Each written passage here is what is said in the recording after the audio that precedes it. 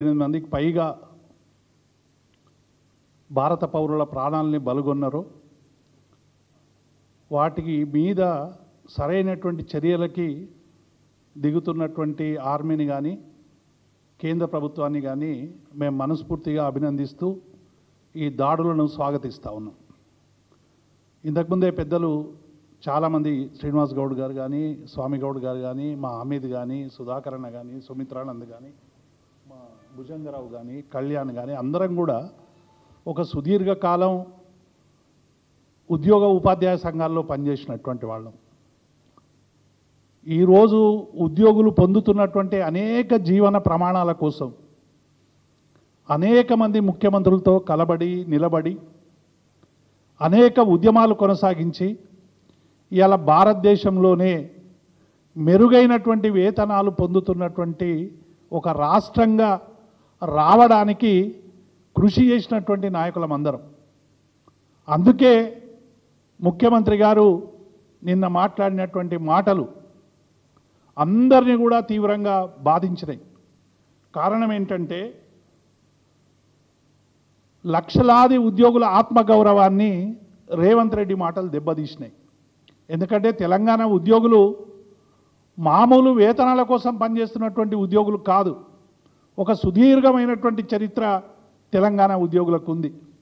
52 Mulki rules నుండి Fazal Ali commission దగ్గర నుండి తెలంగాణ రాష్ట్ర సాధన వరకు 69 ఉద్యమంలో 38 రోజులు సుదీర్ఘమైనటువంటి సమ్మె చేసినటువంటి ఉద్యోగులు. ఆ రోజు పీఆర్సీ కోసం మేము సమ్మె చేయలేదు.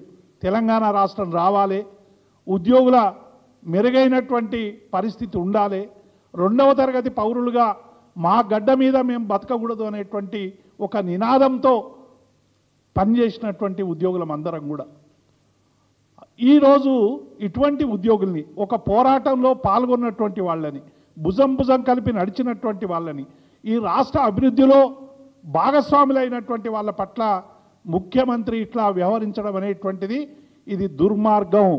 వెంటనే ఆ వ్యాఖ్యలు ఉపసంహరించుకోవాలని మేము డిమాండ్ చేస్తూ ఉన్నాం. ఇవాళ ఉద్యోగుల్ని ప్రజల్ని వేరు చేయడానికి ఒక కుట్ర చేస్తూ ఉన్నాడు రేవంత్ రెడ్డి గారు. ఒకవైపేమో ప్రజలకేమో ఇచ్చినటువంటి హామీలను ఎగ్గొట్టేటువంటి ప్రయత్నం చేసి రుణమాఫీ దగ్గర నుండి 420 హామీలు 6 గ్యారంటీలు అమలు చేయలేక, ఇంకొక వైపు ఉద్యోగులకు ఇచ్చినటువంటి హామీ అమలు చేయలేక ఉద్యోగుల్ని ప్రజల మీదకి రెచ్చగొట్టేటువంటి ప్రయత్నం, ప్రజల్ని ఉద్యోగుల మీద రెచ్చగొట్టేటువంటి ప్రయత్నం. ఎందుకంటే కేసీఆర్ గారి నాయకత్వంలో అట్లాగే ఉద్యోగ సంఘాల అందరం కూడా ప్రజలు ఉద్యోగులు వేరు కాదు, అందరం ఒకటే.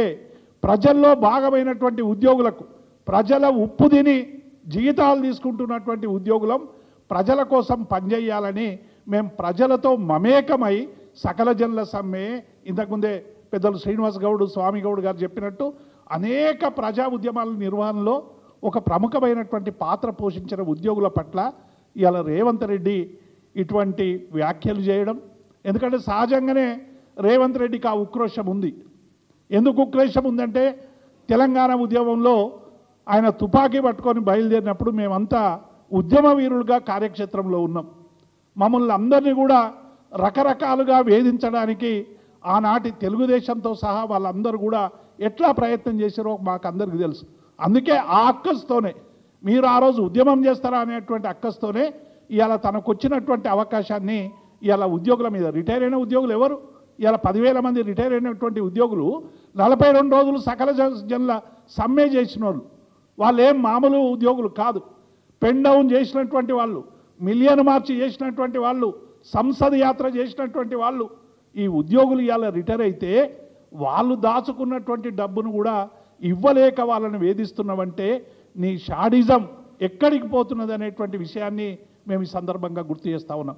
అందుకే రిటైర్ అయిన ఉద్యోగుల డబ్బులన్నీ కూడా ఇలా వాళ్ళు కన్నీరు గారుస్తూ ఉన్నారు. వీడియోలో ఆత్మహత్యలు చేసుకుంటామని పెడతా ఉన్నారు. అనేక మంది డబ్బులు పెట్టుకొని కోట్ల చుట్టూ తిరిగి ఇలా కోర్టు ఆర్డర్లు తెచ్చుకుంటా ఉన్నారు. అయినా ఈ ప్రభుత్వానికి కనికరం లేదు.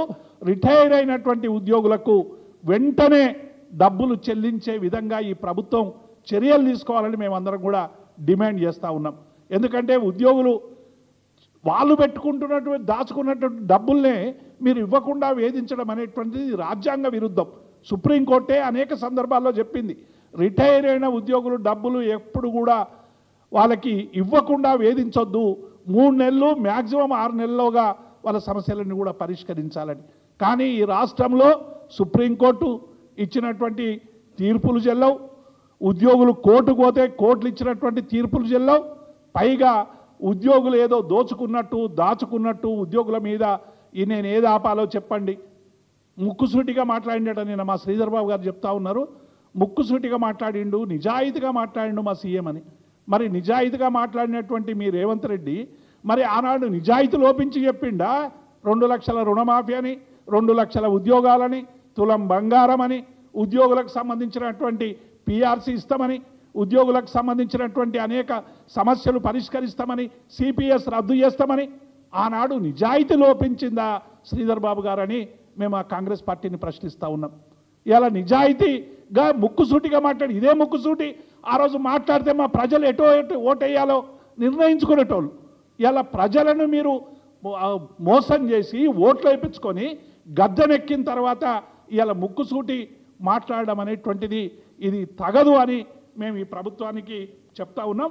అట్లాగే ఇలా కమిటీ కూడా ఇంతకుముందు మా శ్రీనివాస్ గౌడ్ గారు చెప్పినట్టు ఈ కమిటీ వేయడం వెనుకనే ఒక కాలయాపన ఉంది. గతంలో కోదండరాం, చిన్నారెడ్డి ఇద్దరితో ఒక కమిటీ వేస్తున్నట్టు ముఖ్యమంత్రి గారు ప్రకటించారు.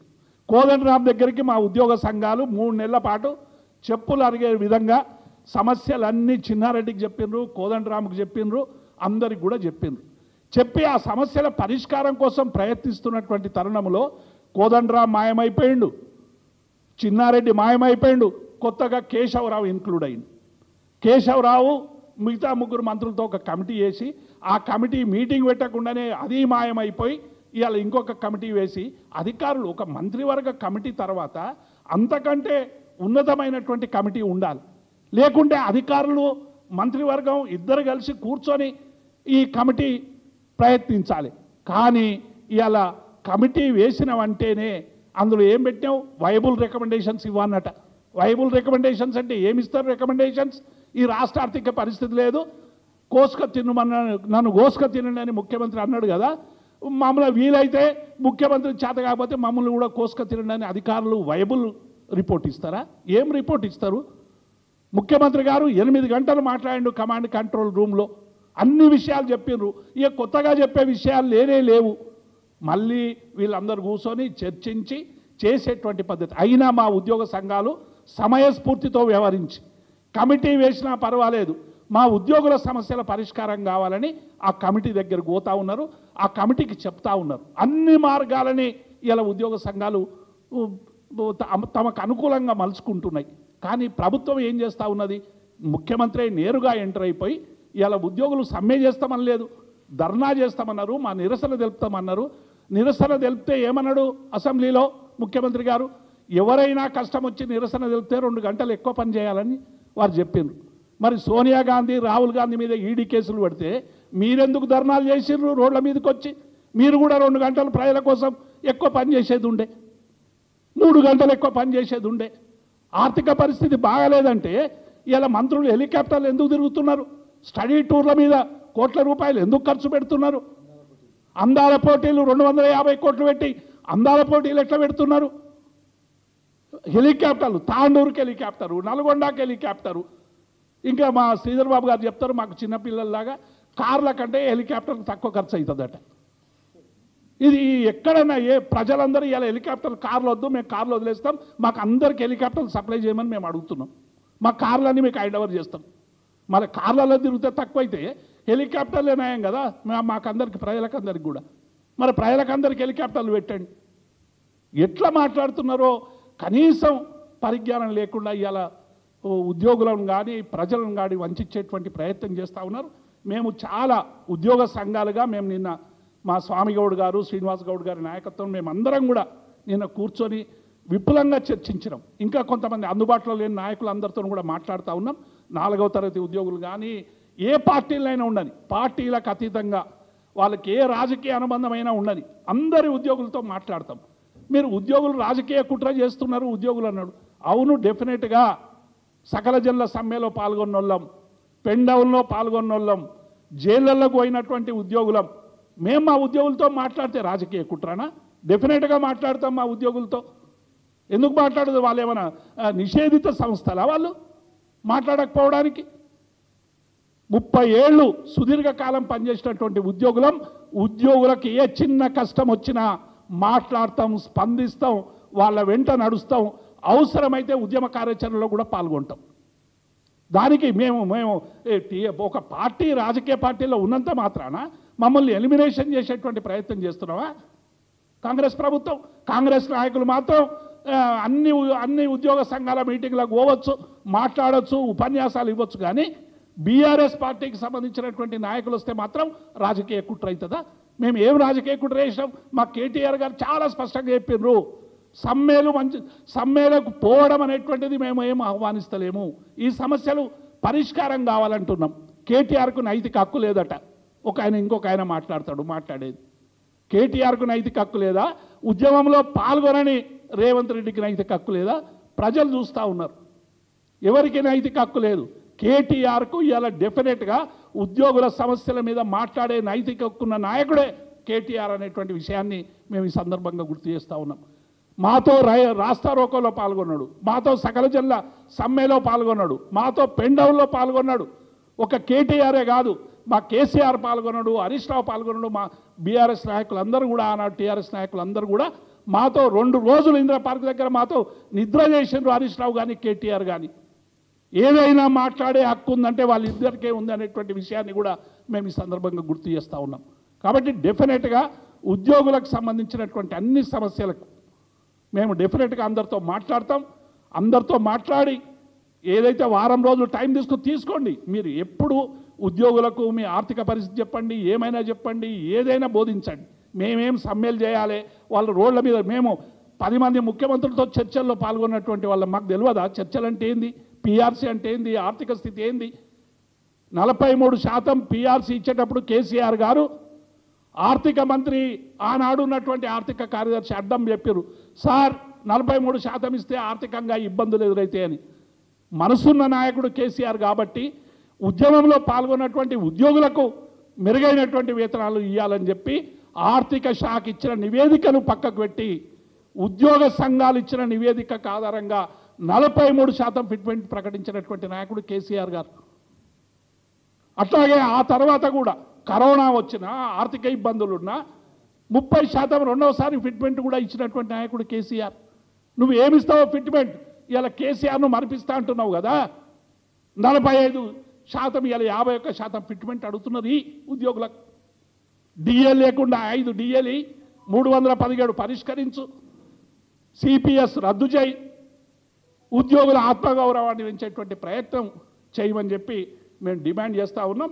అట్లాగే ఉద్యోగ సంఘాలతో అందరితో కూడా మేము మాట్లాడి ఈ విషయంలో ఒక సమిష్టి కార్యాచరణ అంటే మేమేం సమ్మెలు చేయాలని కాదు, ఉద్యమం కానీ ఉద్యోగ లోకం అంతా కూడా, ఎందుకంటే మాకు కడుపు మండుతూ ఉంది. ఇంతకుముందు మా సుధాకర్ రెడ్డి అన్నట్టు ఇన్ని పోరాటాలు చేసి, ఇన్ని త్యాగాలు చేసి ఉద్యోగుల కోసం నిరంతరం శ్రమించినటువంటి ఉద్యోగులు, మా రిటైర్ అయిన ఉద్యోగులు కన్నీళ్లు గారుస్తూ ఉంటే, వాళ్ళ జీపీఎఫ్ కోసం కోర్టుల చుట్టూ తిరుగుతూ ఉంటే, సెక్రటరియట్ చుట్టూ తిరుగుతూ ఉంటే, పాలేర్లలాగా ఊర్ల పాలేర్లాగా ఇలా వాళ్ళు అడుగులు వేస్తూ ఉంటే ఎంత బాధ అవుతుందో ఒకసారి ఆలోచన. ఆ బాధ నుంచి మాట్లాడుతున్నాం. మాకేం రేవంత్ రెడ్డి అంటే ఆక్రోశం లేదు, ఈ ప్రభుత్వం అంటే కోపం లేదు. ఈ ప్రభుత్వం 5 ఏళ్ళు ఉంటేనే ప్రజలకు అసలైనటువంటి కాంగ్రెస్ స్వరూపం తెలుస్తుందని భావిస్తున్నటువంటి వాళ్ళం మేము మొదలు చెప్పినాం. అయినప్పటికీ కూడా ఇలా మళ్ళీ ఈ 5 ఏళ్ల పరిపాలన డెఫినెట్గా ప్రజాపాలన అన్నారు కదా, ప్రజాపాలనకు ఇదే సజీవ సాక్ష్యం. మంత్రుల కమిటీ చేస్తారు, పని చెయ్యరు. అంతకుముందు కమిటీ చేస్తుంది, పని చెయ్యదు. ఇప్పుడు మళ్ళీ కమిటీ చేస్తారు. మాది ప్రజాపాలన అన్నారు కదా, ప్రజాపాలనకు సజీవ సాక్ష్యం ఈ కమిటీ. అంటే ఇదివరకు ఉన్న కమిటీలు ఏం పని చేయలేదు, మళ్ళీ కొత్త కమిటీ. ముఖ్యమంత్రి గారు పత్రికల్లో వచ్చిన పత్రికల మీద అక్కసు, ఒక పత్రికలో వార్త వస్తే సమరమని ఆ పత్రిక మీద అక్కసు వలికేటువంటి ప్రయత్నం చేస్తున్నాడు. అంటే మీరు పేపర్ల వార్తకే స్పందిస్తారా? మీకు ఇంటెలిజెన్స్ వ్యవస్థ లేదా? ఆ మీటింగ్ ఇంటెలిజెన్స్ వాళ్ళు ఎవరు పోలేదా? మీ ప్రభుత్వ అధికారులు ఏం చేస్తున్నారు? మీ చిన్నారెడ్డికి ఇచ్చినటువంటి రిపోర్ట్లు ఏమైపోయినాయి, మీ బట్టి విక్రమార్కి ఇచ్చిన రిపోర్ట్లు ఏమైపోయినాయి, మీ మంత్రివర్గానికి రోజు మా ఉద్యోగ సంఘ నాయకులు తిరిగి ఇచ్చినటువంటి రిపోర్ట్లు ఎటుపోయినాయి? ఆ రిపోర్ట్లన్నీ చెత్తబుట్టలు వేసిర్రా? పత్రికల మీద ఆధారపడి మాట్లాడుతున్నారు ముఖ్యమంత్రి గారు. ఇప్పటికైనా సరైనటువంటి పరిపాలన చేయండి, ఉద్యోగుల మెప్పు ఉందండి. ఈ రాష్ట్ర అభివృద్ధిలో భాగస్వామైనటువంటి ఉద్యోగుల పట్ల ఎవరు మాట్లాడినా మేము సహించమనేటువంటి విషయాన్ని మేము హెచ్చరిస్తూ ఉన్నాం. బీఆర్ఎస్ పార్టీగా, టీఆర్ఎస్ పార్టీగా, ఉద్యోగ సంఘాలుగా మేము డెఫినెట్గా మా ఉద్యోగుల వెంట ఉంటాం. ఇదేం మేము బాజాప్తాగా చెప్తున్నాం. ఉద్యోగులకు ఏ చిన్న కష్టం వచ్చినా మా కేసీఆర్ దగ్గర నుండి మా నాయకులం అందరం కూడా ఆనాడు ఉన్నాం, ఈనాడు ఉంటాం, రేపు ఉంటాం. Thank you. జై తెలంగాణ.